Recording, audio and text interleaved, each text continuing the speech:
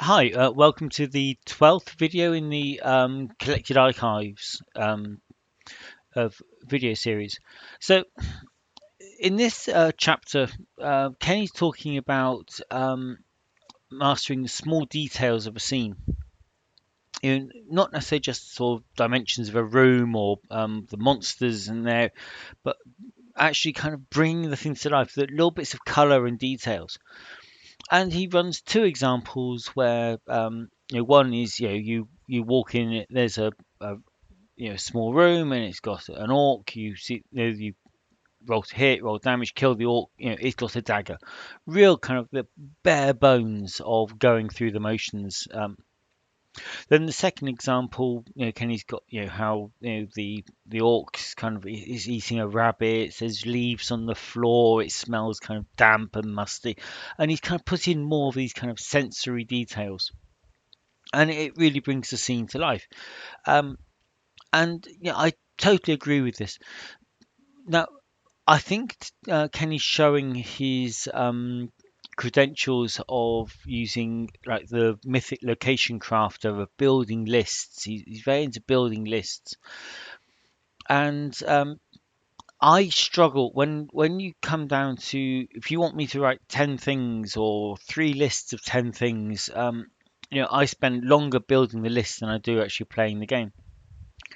But there's some really, really eh, good bits in this little chapter, and the list here of sight, sound, smell, taste, touch, emotions, feelings.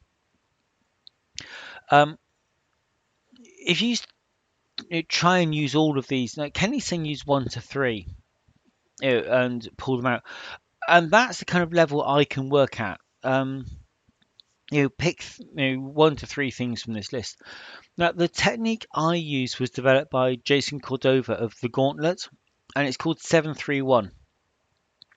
And what you do is you choose 7 elements. Now, it could be some of them could be NPCs, some of them could be locations, some could be encounters, and that's kind of enough things to run in a typical session. A couple of NPCs, 2 or 3 locations, 3 encounters, and that's probably enough to fill an entire session. But every single one of those, you give a motivation. What do the NPCs want? What was the purpose of the locations? What do the encounters? What are they trying to achieve? Are the encounters defending their territory? Are they raiding? Are they sent there to delay you so something else can happen? So everything has one motivation. What's it trying to achieve? Then each of those, you give them 3 sensory details. And that's where this list would come in. Is there anything particularly striking about the way they look, the way they sound? Are they dressed in a particular way? Do they have a particular mannerism? Is the buildings, are they crumbling? Are they damp? Are they overgrown? So sensory details. So you can just 3 sensory details are really really quick to come up with. So you know what it's doing and how you can visualize it. And then the one, because it say 7 sort of objects in your encounter, each one has 3 sensory pieces of information, and then each one has one thing which you really want to get across in your session. It could be that the villain has a cackling laugh. It could be that uh, the orcs are particularly threatening, and they could be bigger than the normal orcs. Kind of an orc high sort of thing. So it's just that one thing. What lasting impression do you really want to get across for in your game? To what really brings it alive.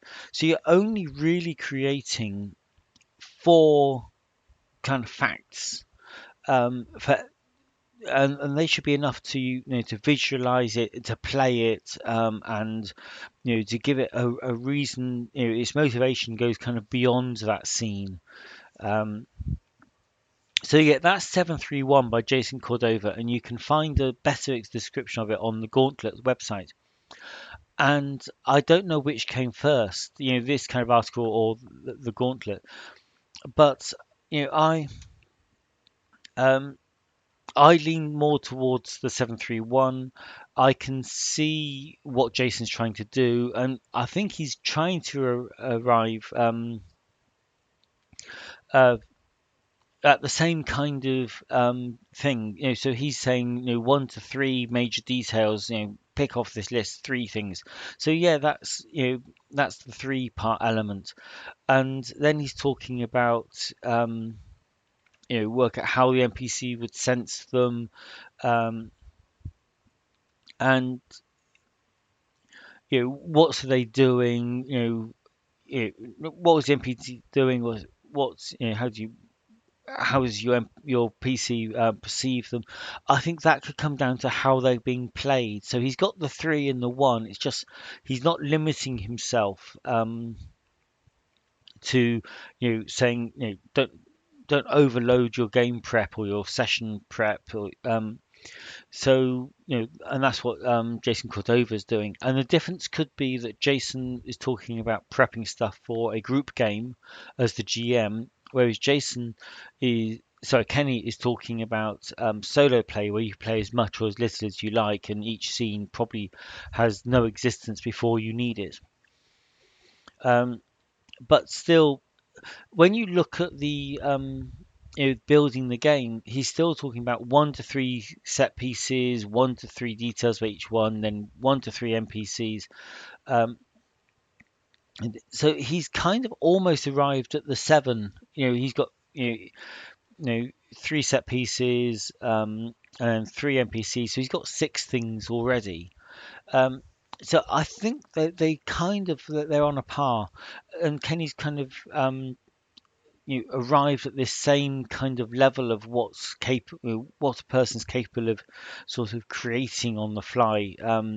You know, he's reached that independently. So yeah, I think Kenny's writing background may have come into this as well. All his examples are very literary and go into far more detail than I ever would. Um, but then I'm quite happy just to visualize it and not record it. But yeah, so it's a good article. It's a really, really good way of approaching it, and it's a really, really good advice. I'm definitely on board with all of this, even if I'm actually using a very slightly different technique. Okay, so yeah, it's a good one. Definitely worth a read, this one. But also Google the Gauntlets, Jason Cordova, and 731. I think that's valuable as well. Okay, thank you for watching.